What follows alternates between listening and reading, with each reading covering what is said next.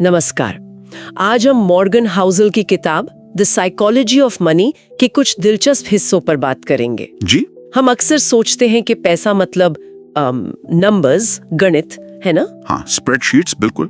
पर ये किताब कहती है नहीं, रुकिए, कहानी थोड़ी अलग है, ज्यादा मानवीय है। बिल्कुल। ये किताब इसी बात पर रोशनी डालती है कि पैसे से जुड़े हमारे फैसले सिर्फ लॉजिक या जानकारी से नहीं होते। तो फिर किससे होते हैं? हमारी भावनाओं से, हमारे डर, हमारी उम्मीदें, हमारे अपने तजुर्बे।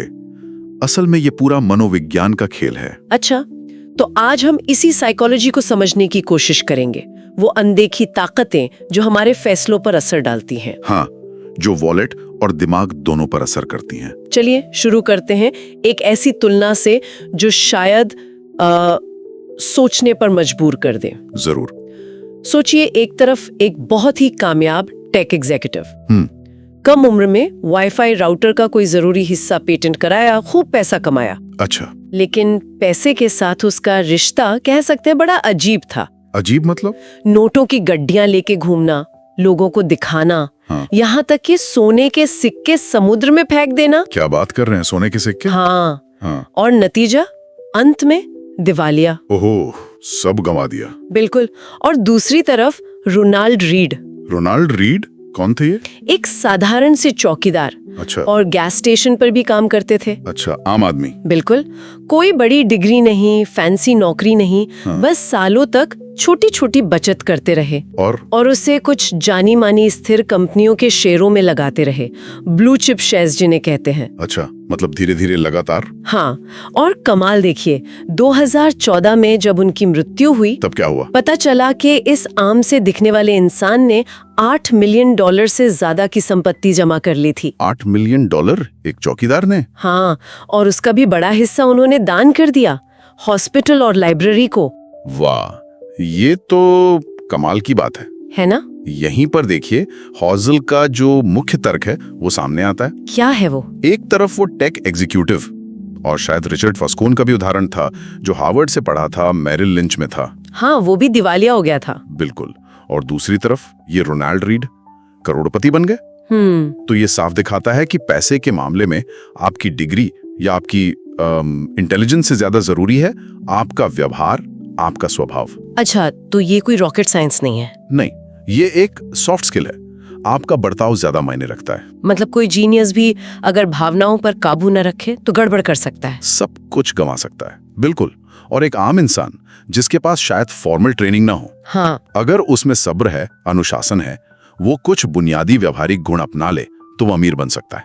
ये तो वाकई सोचने वाली बात है, पूरी धारणा बदल देती है। हाँ, और ये हमें अगले पॉइंट पर लाता है, किस्मत और जोखिम, लक एंड रिस्क। अच्छा, ये कैसे? देखिए, हम अक्सर क्या करते हैं, अपनी सफलता का क्रेडिट खुद ले लेते हैं। हाँ, वो तो है। और दूसरों की असफलता के लिए उन्हें जिम्मेदार ठहराते हैं। लेकिन हाउसल कहते हैं कि सच्चाई इतनी सीधी नहीं है। इसमें किस्मत और जोखिम का बहुत बड़ा हाथ होता है। जैसे कोई उदाहरण है? बिल गेट्स का उदाहरण लीजिए। हाँ, माइक्रोसॉफ्ट वाले। क्या वो सिर्फ अपनी मेहनत और बुद्धि से सफल हुए? हाउसल याद दिलाते हैं, गेट्स दुनिया के उन चंद हाई स्कूल छात्रों में से थे जिनके पास 1968 में ही कंप्यूटर का एक्सेस था। 1968 में हाई स्कूल में? हाँ, ये तो सरासर किस्मत थी। उस जमाने में ये लगभग नामुमकिन था। बात तो सही है। लेकिन कहानी यहीं खत्म नहीं होती। गेट्स के एक बहुत करीबी दोस्त थे, केंट इवांस। केंट इवांस उतने ही होशियार, उतने ही पैशनेट। दोनों ने मिलकर माइक्रोसॉफ्ट का सपना देखा था। अच्छा, फिर क्या हुआ? हाई स्कूल खत्म होने से पहले ही पहाड़ चढ़ते हुए एक हादसे में केंट की मौत हो गई। ओहो, ये तो दुखद है। बिल्कुल।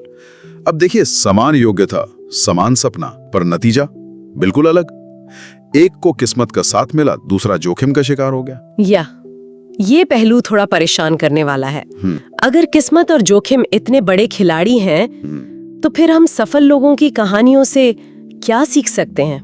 क्या उनकी सफलता सिर्फ चांस थी? ये बहुत अहम सवाल है, और हाउसल का जवाब है कि हमें बहुत सावधान रहना चाहिए।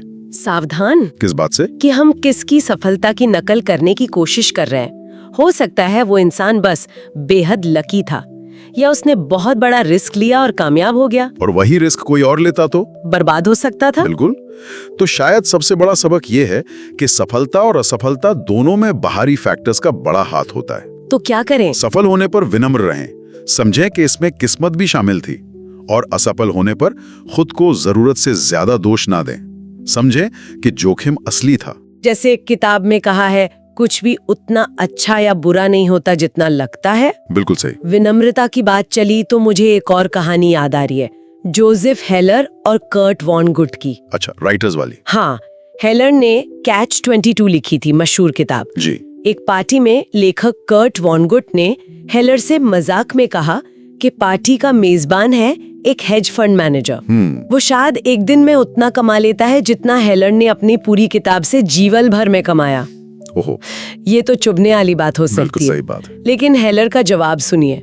उन्होंने कहा, हाँ शायद, लेकिन मेरे पास कुछ ऐसा है जो उसके पास कभी नहीं होगा। क्या? इनफ, यानी पर्याप्त। इनफ, वाह, कितना छोटा शब्द पर कितना गहरा मतलब। बिल्कुल, पर्याप्त की भावना। और हौसल हमें रजत गुप्ता और बर्नी नेडोफ जैसे लोगों की याद दिलाते हैं। दोनों बड़े नाम थे, अपने अपने फील्ड में शिखर पर, बेहद अमीर, फिर भी और ज्यादा पाने के लालच में गलत काम कर बैठे, सब कुछ गवा दिया। क्यों? क्योंकि उनके पास इनफ वाली फीलिंग नहीं थी। बिल्कुल। उन्हें पता ही नहीं था कि कब रुकना है। और ये सिर्फ अपराधियों की बात नहीं है ना? नहीं, बिल्कुल नहीं। वो LTCM वाली कहानी याद है, लॉन्ग टर्म कैपिटल मैनेजमेंट। हाँ, नोबेल पुरस्कार विजेताओं ने बनाई थी वो फर्म। वही, उनके ट्रेडर पहले से ही करोड़पति थे, लेकिन और ज्यादा कमाने के चक्कर में इतने बड़े, इतने जटिल दांव लगाए कि 1998 में जब बाजार गड़बड़ाया तो क्या हुआ? पूरी फर्म लगभग डूब गए। सोचिए जरा, वॉरेन बफेट ने इस पर क्या खूब कहा था। क्या कहा था? उन्होंने उस चीज के लिए जो उनके पास थी और जिसकी उन्हें जरूरत थी, हाँ, उसे दांव पर लगा दिया जो उनके पास नहीं थी और जिसकी उन्हें जरूरत भी नहीं थी। वाह, कितनी सीधी और सच्ची बात है। सरासर बेवकूफी। बिल्कुल। तो इसका मतलब ये हुआ कि पैसा कमाने से भी मुश्किल काम है ये तय करना कि बस इतना काफी है। शायद, हाँ, अपने लक्ष्य को स्थिर रखना। अगर हमारी इच्छाएं हमारी कमाई के साथ बढ़ती जाएंगी तो फिर ज्यादा कमाने का भी क्या फायदा? आप कभी संतुष्ट महसूस ही नहीं करेंगे। और इसमें एक और बड़ी प्रॉब्लम है, सामाजिक तुलना। दूसरों से खुद को कंपेयर करना। हाँ, हमेशा कोई ना कोई आपसे ज्यादा अमीर दिखेगा, ज्यादा सफल लगेगा। ये तो कभी ना खत्म होने वाली दौड़ है। बिल्कुल। इसे जीता नहीं जा सकता। जीतने का एक ही तरीका है, क्या? इस दौड़ में शामिल ही ना हो। ये मानना कि आपके पास जो है वो काफी है, इनफ है, भले ही पड़ोसी के पास ज्यादा क्यों ना हो। ये मानना मुश्किल है पर जरूरी है। बहुत जरूरी है। चलिए अब एक ऐसे कॉन्सेप्ट पर आते हैं जो दौलत बनाने का शायद सबसे शक्तिशाली तरीका है, कंपाउंडिंग। कंपाउंडिंग, चक्रवृद्धि ब्याज जैसा कुछ? हाँ, लेकिन उससे कहीं ज्यादा। हाउसल इसे समझाने के लिए हिम युगों का उदाहरण देते हैं। Ice edges. हाँ, बर्फ के युग। वो कैसे? धरती पर बर्फ की वो विशाल चादरें कैसे बनती हैं?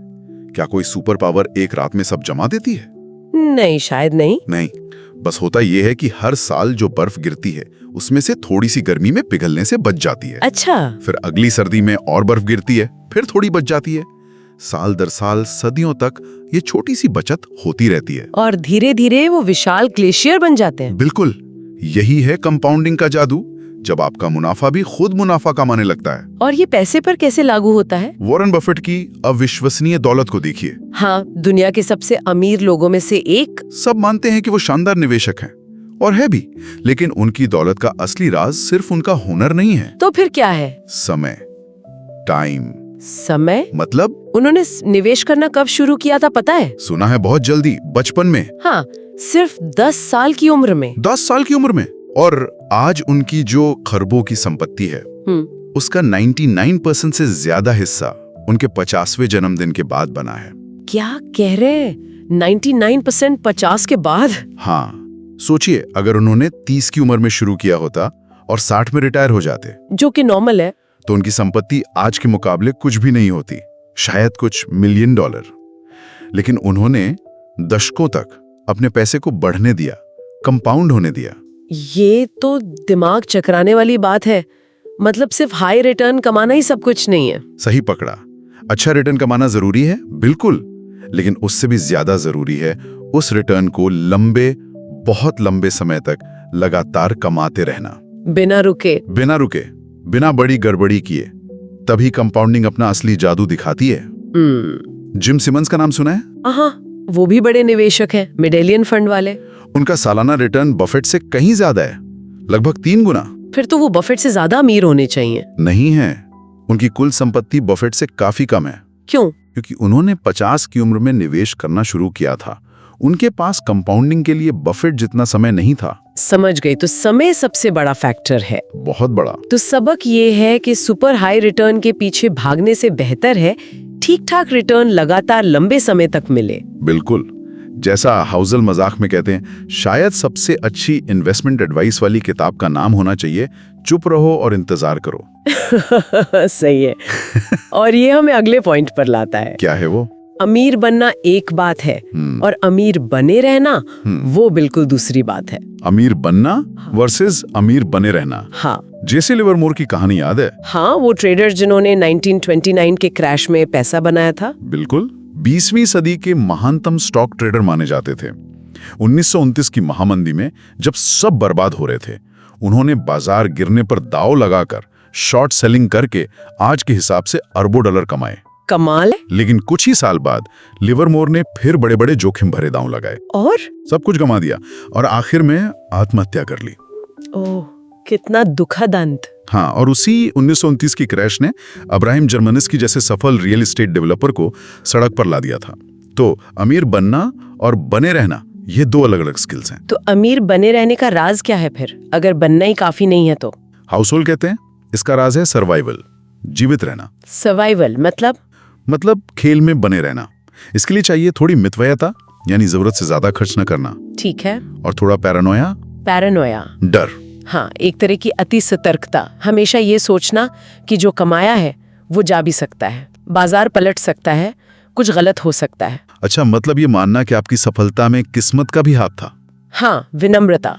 और ये डर कि किस्मत पलट भी सकती है। बिल्कुल। अमीर बने रहने के लिए जरूरी है कि आप ऐसे जोखिम ना लें जो आपको पूरी तरह खत्म कर दें, वाइप आउट कर दें। खेल में बने रहना है। वॉरेन बफेट इतने सफल क्यों हैं? सिर्फ इसलिए नहीं कि उन्होंने अच्छे निवेश किए, बल्कि इसलिए भी कि उन्होंने बुरे दौर में खुद को बचाए रखा। कैसे? उन्होंने बहुत ज्यादा कर्ज नहीं लिया, घबराहट में अपने शेयर नहीं बेचे, अपनी साख, अपनी रेपुटेशन खराब नहीं की, वो टिके रहे। दे सर्वाइव्ड। उनकी तुलना में रिक ग्यूरिन की कहानी याद आती है। हाँ, बफेट और मंगर के तीसरे साथी। उतनी ही होशियार थे, है ना? बिल्कुल, लेकिन उन्हें जल्दी अमीर बनना था। तो क्या हुआ? 1973-74 की मंदी आई, बाजार गिरा और उन्होंने जो बर्कशायर हाथवे के शेयर उधार लेकर खरीदे थे, अच्छा, मार्जिन पर। हाँ, वो उन्हें भारी नुकसान में बफेट को ही बेचने पड़े क्योंकि वो मार्जिन कॉल झेल नहीं पाए। मतलब वो खेल में टिक नहीं पाए, सर्वाइव ही नहीं कर पाए। तो यहाँ क्या सबक है? 3 मुख्य बातें। पहला, बड़े रिटर्न से ज्यादा जरूरी है कि आप फाइनेंशियली अटूट बने, अनब्रेकेबल। ऐसी नौबत ना आए कि मजबूरी में बेचना पड़े। ठीक है। दूसरा, प्लानिंग जरूरी है, लेकिन सबसे जरूरी प्लान ये बनाना है कि जब प्लान के हिसाब से कुछ ना हो तब आप क्या करेंगे। मतलब अनएक्सपेक्टेड के लिए प्लान करना। और तीसरा, एक बैलेंस्ड नजरिया। भविष्य को लेकर आशावादी रहें, ऑप्टिमिस्टिक, लेकिन उन रिस्क्स को लेकर हमेशा सतर्क, पैरानॉइड रहें जो आपको उस भविष्य तक पहुंचने से रोक सकते हैं। ये सब सुनकर लगता है कि पैसे के साथ हमारा रिश्ता कितना पर्सनल है, अनुभवों पर आधारित। बिल्कुल। हॉजल इसी बात पे बहुत जोर देते हैं कि पैसे को लेकर कोई भी पागल नहीं होता। No one's crazy. ऐसा क्यों? लोग तो करते हैं अजीबोगरीब फैसले। हाँ, करते हैं, लेकिन हर किसी का नजरिया उसके अपने अनुभवों से बनता है। उसकी परवरिश, वो किस पीढ़ी में जन्मा, उस समय आर्थिक माहौल कैसा था, ये सब मिलकर उसे पैसे के बारे में अलग सबक सिखाते हैं। और जो हमने खुद अनुभव किया है, हाँ, वो किसी किताब में पढ़ी या सुनी बात से कहीं ज्यादा असरदार होता है ना? कहीं ज्यादा। हाउजल कहते हैं कि शायद हमारे व्यक्तिगत अनुभव, भले ही वो दुनिया में होने वाली घटनाओं का 0.00001% हो, हमारी सोच का 80% तय करते हैं। बाप रे, इतना ज्यादा? हाँ, इसीलिए एक जैसे बुद्धिमान लोग अर्थव्यवस्था, मंदी, निवेश, जोखिम, इन सब पर बिल्कुल अलग राय रख सकते हैं। उदाहरण सोचिए, जो 1950 के दशक में जवान हुआ उसने शेयर बाजार को ज्यादातर स्टेबल देखा, लेकिन जो 1970 के दशक में जवान हुआ उसने इसे 10 गुना बढ़ते देखा, इन्फ्लेशन भी देखी। तो दोनों का नजरिया बिल्कुल अलग होगा। बिल्कुल, उनका विश्वास, उनका डर सब अलग होगा। लॉटरी टिकट खरीदने वालों का उदाहरण भी दिया है किताब में। हाँ, वो भी बड़ा दिलचस्प है। अमीर लोग अक्सर सोचते हैं कि ये पैसों की बर्बादी है, मूर्खता है, लेकिन एक खरीदार का जवाब था, हम एक सपने के लिए पैसे दे रहे हैं। अच्छा। आप शायद इसे नहीं समझ सकते क्योंकि आप तो पहले से ही एक सपना जी रहे हैं। वाह, ये तो सोचने वाली बात है। उसके नजरिए से वो पागलपन नहीं है। हाँ, वो उम्मीद खरीद रहे। तो किसी का वित्तीय निर्णय हमें बाहर से कितना भी अजीब लगे, उसके अपने संदर्भ में, उसकी कहानियों और अनुभवों के आधार पर वो शायद सेंस बनाता है। कोई भी 100% रैशनल होकर फैसले नहीं लेता। हम सब अपने इतिहास, ईगो, डर, मार्केटिंग, इन सब के प्रभाव में आकर निर्णय लेते हैं। ये याद रखना जरूरी है। और अंत में एक बहुत ही जरूरी विचार, या असली दौलत वो नहीं जो दिखती है। अच्छा, wealth is what you don't see. हाँ, जब हम किसी को महंगी कार चलाते हैं या बड़े घर में देखते हैं तो हम मान लेते हैं कि वो अमीर हैं। हाँ, लेकिन हाउसल कहते हैं कि ये सिर्फ उनकी अमीरी है, रिचनेस जो दिख रही है। हो सकता है लोन पर हो सकता है, या कमाई का बड़ा हिस्सा उसी पर खर्च कर दिया हो। असली दौलत, वेल्थ, वो है जो दिखती नहीं। तो दौलत क्या है फिर, अगर दिखती नहीं तो? दौलत वो महंगी कार है जिसे नहीं खरीदा गया। वो हीरे हैं जो गले में नहीं पहने गए। दौलत वो शेयर, बॉन्ड, रियल एस्टेट हैं जिन्हें अभी तक खर्च करके दिखावटी चीजों में नहीं बदला गया है। मतलब पैसा जो बचा हुआ है, इन्वेस्टेड है। हाँ, जो आपको भविष्य के लिए विकल्प देता है, आजादी देता है। अमीर और दौलतमंद में फर्क है, रिच वर्सेस वेल्दी। क्या फर्क है? अमीर होना मतलब आपकी आज की आमदनी, ज्यादा इनकम। और दौलतमंद? दौलतमंद होना मतलब वो आमदनी जिसे आपने खर्च नहीं किया, बचा कर रखा है, इन्वेस्ट किया है, ताकि वो भविष्य में आपके काम आए, आपको सुरक्षा दे, लचीलापन दे। और ये दौलत, ये बचत हमें देती क्या है? सबसे कीमती चीज, क्या? अपने समय पर नियंत्रण, कंट्रोल ओवर योर टाइम। ये कैसे? एंगस कैंपबेल नाम के एक मनोवैज्ञानिक का शोध है। उन्होंने सालों तक स्टडी किया कि सच्ची खुशी, वेलबींग किस चीज से सबसे ज्यादा जुड़ी है। तो क्या पाया उन्होंने? ज्यादा पैसा, बड़ा घर? नहीं, सबसे पक्का प्रेडिक्टर था अपने जीवन पर नियंत्रण की भावना, the feeling of being in control of your life. अच्छा, ये एहसास कि आप अपनी मर्जी से अपने फैसले ले सकते हैं। हाँ, ये किसी भी सैलरी, घर के साइज या नौकरी के रुतबे से ज्यादा जरूरी था। तो पैसे का सबसे बड़ा फायदा यह है कि वो आपको अपने समय का मालिक बनाता है। बिल्कुल, ये आपको ये चुनने की आजादी देता है कि आप क्या करना चाहते हैं, कब करना चाहते हैं, किसके साथ करना चाहते हैं और कितनी देर तक करना चाहते हैं। ये आजादी तो अनमोल है, प्राइसलेस। यही पैसे का सबसे बड़ा डिविडेंड है। डेरेक सिवर्स की कहानी याद है? हाँ, वो उद्यमी जिन्होंने अपनी कंपनी बेची थी। वो कहते हैं कि उनकी जिंदगी में असली बदलाव तब नहीं आया जब उन्होंने अपनी कंपनी बेचकर करोड़ों कमाए। तो कब आया? तब आया जब वो 22 साल के थे और उन्होंने $12,000 बचा लिए थे। सिर्फ $12,000? उससे क्या बदला? उस पैसे ने उन्हें हिम्मत दी कि वो अपनी नापसंद की नौकरी छोड़ सके। अच्छा, वो $12,000 ने उन्हें अपने समय पर नियंत्रण दिया। वो उनके लिए ज्यादा कीमती था। वाह! तो कुल मिलाकर पैसे का मनोविज्ञान हमें सिखाता है व्यवहार बुद्धि से ज्यादा जरूरी है। हाँ, किस्मत और जोखिम असली हैं। इनफ को समझना जरूरी है। कंपाउंडिंग के लिए लंबा समय चाहिए। अमीर बने रहने के लिए सर्वाइवल और सतर्कता जरूरी है। और असली दौलत वो है जो दिखती नहीं बल्कि हमें आजादी देती है, अपने समय पर नियंत्रण। बिल्कुल। शायद सबसे बड़ी सीख यही है कि पैसा खुद मंजिल नहीं है, बल्कि ये उस मंजिल तक पहुंचने का एक साधन है जो हम सब चाहते हैं, एक बेहतर, ज्यादा नियंत्रित, ज्यादा संतुष्ट जीवन। बहुत खूब। तो आज हमने काफी कुछ सीखा। जी। चलते चलते एक सवाल श्रोताओं के लिए छोड़ जाते हैं। जरूर। किताब में अपीलिंग फिक्शंस का जिक्र है। अपीलिंग फिक्शंस यानी वो मनगढ़ंत कहानियां जिन पर हम इसलिए विश्वास करना चाहते हैं क्योंकि हम उन्हें सच होते देखना चाहते हैं। दिलचस्प। तो सोचने वाली बात यह है, अपने पैसे और अपने वित्तीय भविष्य को लेकर आप खुद को कौन सी कहानियां सुना रहे हैं? क्या वो कहानियां हकीकत पर आधारित है या बस ऐसी आकर्षक कल्पनाएं हैं जो सुनने में अच्छी लगती हैं, जिन्हें आप सच मान लेना चाहते हैं? इस पर विचार जरूर कीजिएगा। अगली बार फिर मिलेंगे। नमस्कार।